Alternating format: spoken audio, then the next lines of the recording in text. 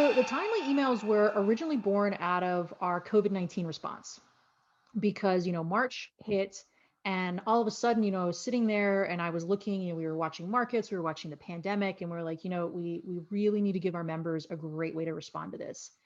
And, one of the downsides of automated marketing is that if it's an evergreen campaign, it's not going to be super responsive to what is happening in the moment.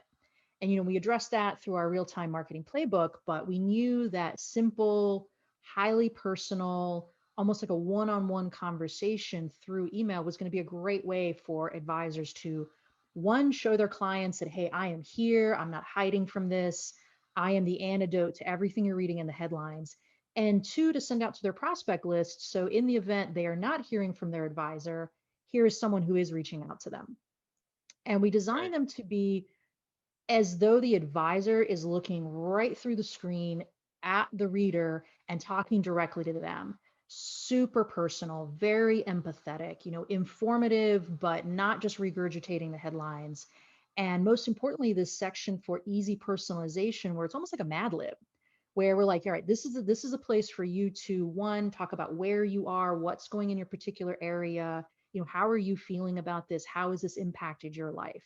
And then once COVID, the pandemic sort of became less of a crisis and more of a new normal, we backed off on the weekly emails and now we put them out twice a month based on member feedback. And they're still very timely, they're still very personal, and they're always designed to be responsive to what's happening in the moment. That's great. So I know we're gonna jump into specific emails and talk about some of the stats, some of the open rates, some of the engagement. But let's take a higher level view right now. The whole point of the timely emails. I like what you mentioned. You said that it's as if the advisor is speaking to the client or the prospect directly through the screen, whether that's their desktop, laptop, mobile device, whatever. That's a huge principle with email. You are Yes. not speaking to a crowd, even though whether you're sending it to one person or 1 million, you're speaking to an individual, and it needs to be highly personal. Don't open up your email with, hey, y'all, or hey, everybody, because you instantly kill that personal connection. Is there anything to add to that? Yeah, absolutely. Whenever you're writing an email, whether it's a lead gen email that's designed to push for a subscription or conversion, or it's engagement style email that's there to provide information or to connect personally over something that's going on, you want to, what we say, join the conversation the person's already having in their head. That's when the magic happens. And we build that into all of the emails we write, whether it's through a lead gen campaign or a Visual Insights newsletter, or these one-on-one timely emails. We're always trying to tag on to something that this person is already thinking about. So I've noticed some of the emails are text only, and then there Yes. are other emails that include an image, whether that's a chart or an illustration of some sort. How do you go about deciding whether or not an image goes into an email? A really great question. We always want images to be additive. You don't want to just throw an image in there that's super stocky or doesn't really reflect what's going on in the email. Say if it's a lead gen email, or, we generally make those text only because those are known to convert better with a cold audience or, prospecting audience. If it's a VIN, we'll typically put an embedded image in there because, we're sending them to a landing page. And so we want to tease what's happening on the other side of that click. And in these timely emails, a lot of the times we lean on our fabulous illustrator, Lindsay, to create something that expands on what we're talking about at the email and really draws them in. Like, especially if we can get that image higher up into the email, it draws them into the email. Sometimes we'll do a chart if it is a more informative style email, or we're talking about what's happening in markets. We'll grab a source and we'll put a little chart together. Sometimes we've chosen not to go with images. A lot of times that's because either something is maybe polarizing and we're not really sure what someone's take is going to be on it. And we're like, what, I don't think this image is really going to fit. There's actually been several instances where we had an image and then we got right up to prior to activation. And we said, you know what, let's yank the image out. It's not actually adding anything here. See, I love that because you didn't succumb to sunk costs fallacy. You didn't go, oh my goodness, we spent all this time doing these illustrations or doing these images. We have to include it in the email. We just have to, no matter what. You said, Yeah. hey, this does not fit. We got to kill our darlings. We got to get it out of there. It's not going to add to it. So I love that you have that principle, and that's how you approached the campaign and what you were going to include or exclude from the email. Yeah, killing our darlings is a huge part of what we do. I can't tell you the number of emails that I thought were amazing that I spent hours on, and then all of a sudden something big happens, and now that email is in the trash, never Right. to see the light of day. And same deal with It's, our design team. Sometimes we throw things out. yeah. Stop the presses. Things have changed. We got to go in another direction. I get it. Yep. So the first email we're going to talk about is the gratitude and empathy email. So the gratitude and empathy email, it got an amazing response. I think it is the single piece of content I have put out in my entire career, which is going on like 13 years now, that has gotten the greatest level of response. And I think it was the right message at the right time. We put this out in mid-April of 2020. So, the pandemic had been kind of slammed into the US. It had been about a month. A lot of folks were working from home, kids out of school, running out of toilet paper, grocery stores were apocalyptic. Like it was just, things were crazy then. And so, we hit him with this email that says, "This is why I'm an optimist." That was the subject line. And we went through, I think, about 30 different subject lines, just trying to catch the right vibe on it because we wanted to really counteract all of these fear-based headlines. Markets are super down. We're in the middle of a correction. We know that we're in a recession. We just officially haven't called it yet. And so we hit them with, "This is why I'm an optimist." And then they open the email, and the first line is, "The toilet paper had armed guards. We celebrated my birthday with a dinner party over Zoom." And, we wanted this first line to grab them and be humorous and be reflective of the world around them. And then right below that was a cartoon by Lindsay of a dude sitting at a desk, and he's trying to work and his dog's jumping in his lap. And the whole point of this email was to be super empathetic, to be very reflective of this reality, this crazy new reality that we're all sharing in this time, possibly for the first time in, human history, where everybody around the world is sharing this one moment. We asked them in this email, "How are you doing? What stories can you share with me in this time?" And I personally, the advisor, I'm working on being grateful for my blessings. And then we go into the personalization section, which is, I'm grateful for my faith. If this person is a person of faith, I'm grateful for my spouse, Veronica. I am grateful for our family. I'm grateful for the friends. And then I'm grateful for you. I'm grateful for you, the reader, you, the client. And people loved this email, because it was so empathetic. And, advisors, I think, really, really got into it, and they personalized it in wonderful ways. And, this email was probably the longest we had written. It is probably 400-word email, which is super long. And, we really thought a lot about it. Like, do we want to write an email this long? Should it be shorter? And then, the more I really got into the topic, the more I was like, no, this is important topic. We're sharing what we're grateful for, and we're being optimistic. And this was the optimism part. I am fundamentally optimistic about humankind's ability to weather this crisis and use it to grow. So the idea being that we're really in the mud right now, but I see a long-term future that is positive. And I thought that was a great message to share, and I think it did really well. Yeah. So I know that had a high open rate. It had a high engagement rate. We got a lot of feedback from members letting us know just the type of responses that they were getting and how it really helped them weather the storm Yeah. of sending out communications where other advisors were hiding and not reaching out to their clients and prospects. Our Snappy Kraken members were actually reaching out and sending emails and actually, just getting in front of the people that were on their list and making a difference. So Yeah. that's fantastic. And I think this email in particular was a really good example of an "I care" style of communication. If you break down a lot of communications that advisors send, there's the I know and the I care. The I know would be a market recap or a presentation about what's happening, and we send a lot of I know style communications. They're just talking about what's going on. This one was pure I care. I'm a human, you are a human, we are having a human experience together. Let's support one another. Yeah, you need to have a good mix of both of them, right? You can't just Yes, you go do. you can't just go with one all the time over the other. No, and something that one of our success specialists asked me after we put this email out, and it blew up. It had phenomenal open rates.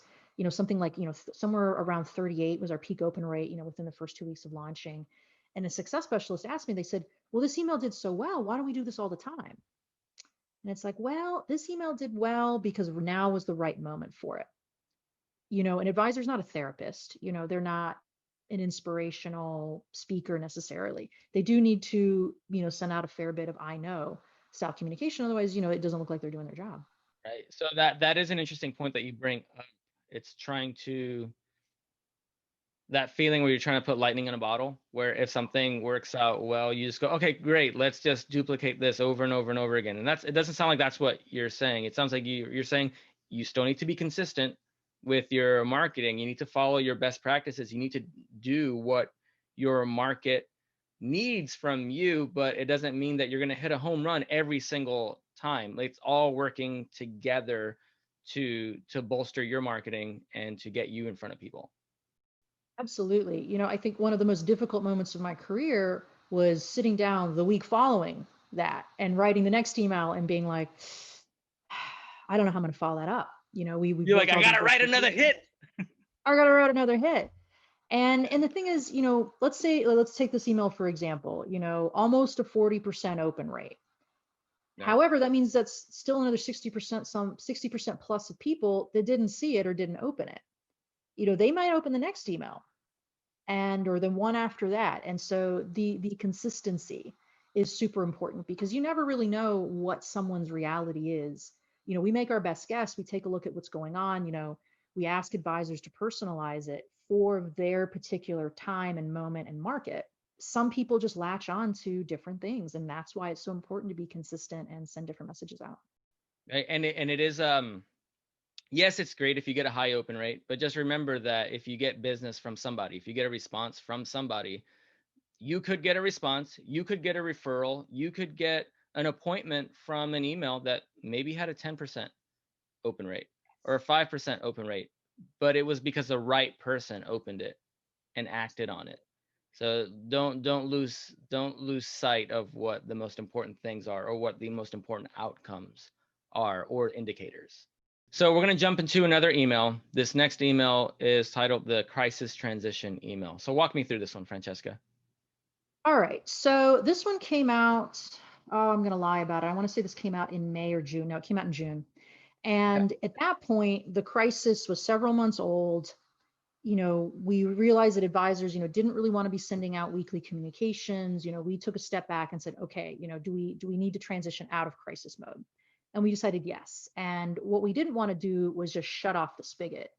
And because it's very important to treat your email lists with respect and consistency. If they're used to hearing from you on a weekly basis and then suddenly you vanish for 3 weeks, they're going to worry that something's wrong and it's not very respectful. So what we wanted to do was let clients know, or clients and prospects know, that we were going to be taking a step back. We were going to be reducing the level of communication, and we wanted to hear about how they'd done. So we're cheating a little bit. This isn't just a single email. This was actually an email that had a survey link attached to it so that, the client or the reader could rate the advisor's response and give them some great feedback. And this one got a phenomenal open rate, 37% at its peak. And actually that stayed stable. So we were really pleased with that. And then the click-through rate was, I think, about 40%. And it had a 38% on-page conversion rate, which meaning almost half the folks who hit the page filled out the survey, which I thought was phenomenal. Yeah. And what was the And subject line again? so the subject line of that was, can I ask your advice? Okay. And that is a classic curiosity, curiosity opener for a subject line, because, I'm an advisor and I'm asking you for advice. Humans love to be consulted for advice, especially from someone that they hold in esteem, who is, holds an important position. So phenomenally successful open rate or subject line on that one. Yeah, so can I ask your advice? I want to also make it's curiosity inducing, like you said. It also depends who it comes from. So it comes from an advisor, so it lines up in just that way where there's enough of that mystery, enough that where they go, oh, what the heck is this all about? But I want to make the distinction between what is a good curiosity inducing subject line and what is a low class, cheap, trick, clickbaity subject line, because I want to make sure that our viewers understand that for something to be clickbait, it has to have every subject line makes a promise. Headlines are making a promise that you're going to find out about what's in that subject line or headline, what's teased there in the body copy. And if you don't fulfill that promise, then you just use the gimmick to get the open or to get the click. Would you agree with that? Absolutely. Let's always keep in mind what the ultimate goal of all of this is. It's to build meaningful connections that will help you grow your business. It's to establish yourself as a kind, empathetic, professional, excellent advisor. If you start sending your clients or your prospects really cheap, clickbaity emails, you're gonna lose sight of that goal.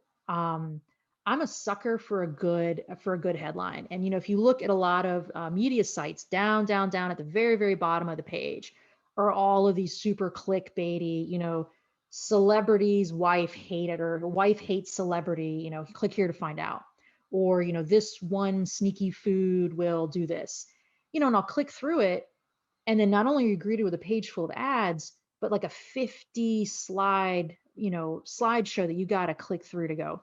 We don't do that. We don't ever do that. We don't ever disrespect the person who's opening this email. That's super Yeah, you important. hate those. You hate those because you're being used. At that point, it's not about you. They don't care about you. There's no value for you. It's just you getting to refresh the page so that ads come up. So at the heart of this, it's always serve your reader, serve your client, serve your prospect, serve the market. They're the one who they need to be at the center of your marketing. If you're using them, then you are being gimmicky and you are being hypey. I mean, we are definitely very aware of, clickbait style writing, clickbait style headlines and subject lines. And, we do consider those techniques because they're all based on really fundamental techniques, the curiosity loop, the surprise, the change up or the straightforward open, the question, they're all very well understood techniques. And we use them in a way that helps our members, get great engagement with emails, but is also very respectful and designed to build those connections. Can I give you two examples of the worst subject lines I've ever heard of that Yes. actually get open rates, but they're terrible at building trust? One is a technique that some salespeople use where the subject line, it's something to do with your Amazon delivery, like your Amazon order. So then people open that thinking that it has something to do with their Amazon package, maybe it got delivered to the wrong place. They open that email and then boom, they're hit with a sales pitch. The worst one I saw was the subject line. It had the person's name. I think it was Kristen or something. And the subject line was F you, Kristen, but like literally cursing her out. She opened the email and the body of the copy said, "Hey, I'm sorry about dropping that F-bomb, but I had to get your attention. I have a t-shirt company and I think you should order t-shirts for your organization." That's awful. Like that, you feel used, you feel manipulated. That's the cheap the cheap effect with what we're Yeah. talking about with clickbait. And that's what we want to avoid. Don't do that with your marketing. If Yeah. you're a financial advisor, do not do that with your marketing. Even if you're tempted and someone tells you, hey, this will get a 98% open rate, again, think about this in the broader context of your marketing. You're building trust, you're building a relationship. You can't trade that off. You can't just shortcut that. So really be really careful with any of those tricks or gimmicks. It's actually, that brings up a really important point. Open rates, click-through rates. Those are measurements that help you gauge engagement, but they're just proxies for what really matters. Are you building trust with your clients? Are you building a stronger relationships that helps them ascend in value to your practice? Are they sending you referrals? Are you getting new clients? Are prospects signing up for appointments with you? These are the things that ultimately matter to your business, and these are the tools to help you get there. And that's why we care about open rates and click-through rates and engagement rates and opt-in rates. But those don't matter as much as what the ultimate goal is. Okay, so this next email that you're going to talk about is called the first time marketing intro email. Walk us through that. So this email isn't one of our timely emails, but it is a standalone email that we created to help new members sort of reintroduce their email marketing to their lists. So if you're someone who hasn't done a lot of email marketing in the past, but you've got some lists, you've got lists of clients, lists of prospects, you want to let them know, what's going to be coming. There's two philosophies. Some marketers say, you know what, you don't need to clear your throat, you don't need to intro anything, just start sending them stuff. Other marketers say, no, you know what, it's a really good idea to warm people up and let them know what's coming because that does help your engagement rates. And so we created this email for new members to be able to kind of introduce their new marketing to their lists. And the subject line got really, really great open rates. And it's a little clickbaiting. And so we got some negative feedback on it, but it's, psst, you're the first to know. And some members like, I really I don't like that. It feels kind of cheap, but it actually isn't. People like to feel special. They like to feel like they're an insider, that they are, the new to see something. That's why pre-releases are so big. That's why folks line up on, opening night or sneak previews because they like, feeling like they're in the know. And so this style of subject line is a little bit of surprise, a little bit of curiosity, and that feeling of you're an insider. And then inside the email, it's just letting them know that in the days and weeks ahead, you're going to be getting, more communications from me. And oh, by the way, if you don't really want to hear from me anymore, there's an unsubscribe link down at the bottom of the email. People that are not interested at all and who are likely to not open any emails after that, they can just get off the list. That way it won't affect the open rates and won't affect the deliveries going on to the future. You're actually cleaning up your list to make it the best quality, the highest quality list that you have. And that's better for everybody on your list. It makes it more likely that they will receive that communication from you. Absolutely. Unsubscribes can hurt your feelings a little bit, but they're actually really important. You don't want people who are never going to become your client, who are never going to engage with you. You don't want them on your list. You want them to get off your list so that you can focus on the folks who are important to you and who are going to be important to your practice. And so we always want to give people that opportunity. So every email has an unsubscribe link down at the bottom. It's not something we point out, but in this particular one, we wanted to make that kind of explicit because we know that a lot of members are coming in with fairly old lists or cold lists, sometimes even purchase lists. And, to be good and ethical and engaging marketers, we want to give people the opportunity to get off the list. If these other one-off emails are getting such high open rates and engagement rates, why not just send these all the time to the exclusion of everything else? That's a phenomenal question. I don't think it's an either or question. I think it's an and. These emails are phenomenal for engagement. Engagement with current clients, engagement with warm prospects, but they're not specific. They're not solving a specific problem. They're not asking for an appointment. They're not asking for anything. And that's limiting. These emails are not going to be great at getting your name out in front of people who don't already know who you are. The VIN is great for going out on your social media and putting out some interesting content that is evergreen and that goes back to basic financial principles and sometimes talks about things that aren't financial at all. Then we've got our Legion campaigns, which are designed to go out, to email to your prospects, and they're highly specific. They're trying to identify people that have a specific problem and give them the information they need to start to solve it and then reach out to you. We're always opening those curiosity loops. And these campaigns are also going out on your social media. So if you don't have a social media presence, you're really missing out on the opportunity to find new clients through online marketing. So I would send out all of them.